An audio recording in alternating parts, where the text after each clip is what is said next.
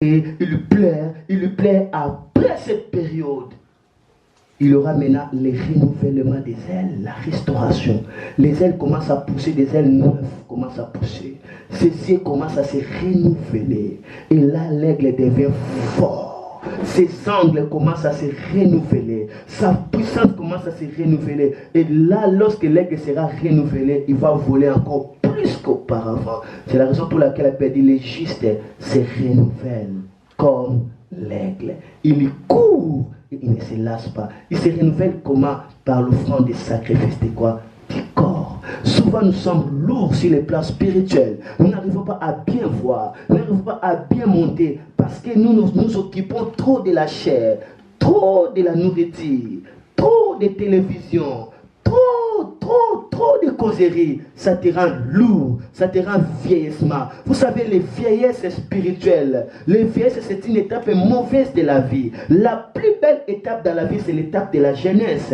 Et la plus mauvaise étape de la vie, c'est l'étape de la vieillesse. Il y a beaucoup de gens qui atteignent la vieillesse spirituelle. Ils deviennent tellement froids. Les vieux sont tellement froids. Alléluia. Le vieux ne voit pas bien. Le vieux n'attend pas bien. Le vieux ne marche comme ça en tremblant. Il faut qu'on puisse les soutenir. Ils deviennent tellement faibles. Ils perdent même la capacité de la réflexion parce qu'ils sont vieux. Alléluia. Mais les jeunes courent comme un jeune lion. Amen. Or, tu as besoin du feu du Saint-Esprit. Tu as besoin de renouvellement pour que la jeunesse spirituelle fasse quoi? Se renouvelle à chaque instant. Et le sacrifice des jeûnes et prières te renouvellera, te permettra d'atteindre des niveaux les plus hauts. Est-ce que je parle à une personne?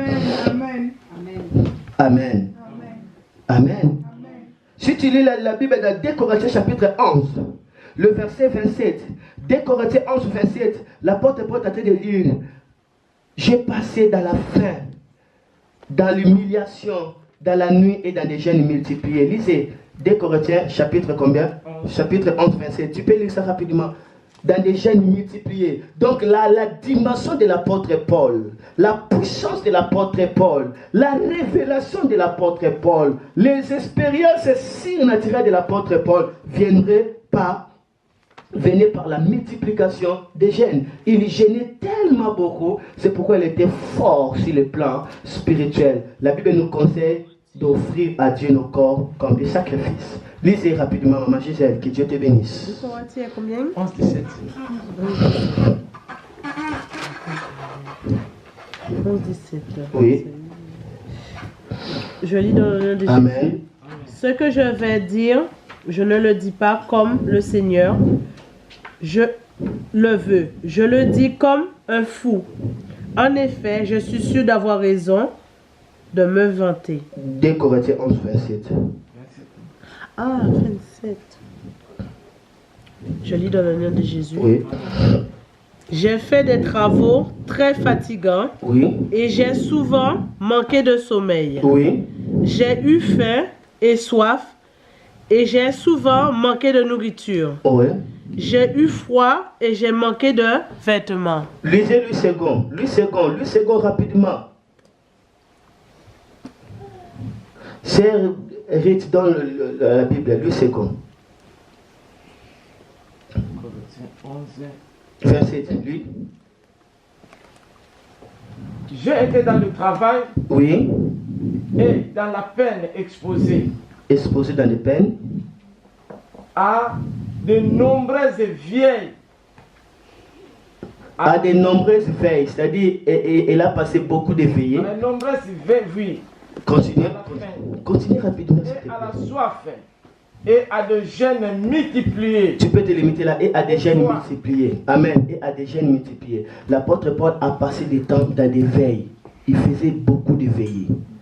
La soif, la faim, et à des jeûnes multipliés. Ma soeur, mon frère, n'aime pas trop toujours les lits. N'aime pas trop toujours les lits. Si tu veux faire des grandes choses dans la vie, il faut aussi avoir un temps d'abandonner les lits. Amen. Cherche une natte. Amen. Cherche un drap, mets-la dans les sols. Commence à dormir là dans les sols. Amen. Cela va renforcer ta capacité spirituelle. Tu as besoin de l'offrande du corps. Alléluia. Parce qu'une vie sans offrande, une vie sans sacrifice, c'est une vie vide de surnaturel. Alléluia. Si tu aimes toujours dormir tranquillement, tu dors. corps. La Bible dit, les champs de celui qui aime dormir est toujours rempli des épines. C'est pourquoi beaucoup de gens dans leur champ, il y a trop d'épines parce qu'il aime trop le sommeil. Il aime trop le sommeil. Alléluia. Il a passé beaucoup de temps dans des veilles. C'est-à-dire, il veille l'offrande du corps. Dans la faim, dans la soif, l'offrande du corps. Et dans des multiplications des jeûnes multipliés. C'est la raison pour laquelle la personne comme Paul a révélé Jésus-Christ dans une dimension, même Pierre n'a pas pu. Pourquoi? Il était quelqu'un qui était impacté par l'offrande du corps. Offrir à Dieu l'offrande du corps. Et l'autre dimension de l'offrande du corps, j'avais d'abord dans l'offrande du corps, il a d'abord la dimension du sacrifice. J'ai parlé des jeûnes, du sacrifice de la vie. Je dis la dimension de la consécration. Amen. La dimension du brisement. Alléluia. Et j'ai dit encore, il y a encore d'autres dimensions, c'est la dimension du sacrifice de la vie. Je retiens 3 dimensions. Dans l'offrande du corps, il y a la dimension de consécration, nous avons parlé. Amen. Il y a la dimension du brisement. Alléluia. Et il y a la dimension du sacrifice. Amen. Et dans les sacrifices, nous avons parlé les jeûnes et prières. Amen. Et il y a aussi d'autres sacrifices. C'est le fait d'être persécuté pour Dieu. C'est aussi une offrande du corps. Amen. Le fait d'être persécuté. On ne cherche pas la persécution. Amen. Mais si tu vois que ta vie est persécutée à cause du Seigneur, laisse-moi te dire que tu es en train de vivre l'offrande du corps dans la dimension du sacrifice de la vie. Amen. Amen. Si nous lisons 2 Timothée chapitre 4, le verset 6. 2 Timothée 4 et 6, écoutez ce qu'il dit l'apôtre Paul. Pour moi, voici le moment où ma vie va être offerte à Dieu comme un sacrifice. Je vais bientôt mourir. Ah, voilà ce que l'apôtre dit. Il écrit à son fils. Ça, c'était la dernière recommandation de l'apôtre Paul. En pleine prison pour le Seigneur. Il dit, pour moi, voici le moment où ma vie va être offerte à Dieu comme un sacrifice. Je vais bientôt mourir. Il dit, j'ai combattu le beau combat. J'ai fini ma course, j'ai gardé la foi. Et maintenant, le prix de la victoire m'attend. Il a combattu le bon combat. Il n'a pas régné Jésus. Il a livré son corps comme un sacrifice. Et il dit, bientôt je vais mourir. Mais je sais une chose. Ma vie est déjà offerte à Dieu comme un sacrifice. Regarde les discours, les testaments que la personne est en train de donner. Alléluia. L'offrande du corps.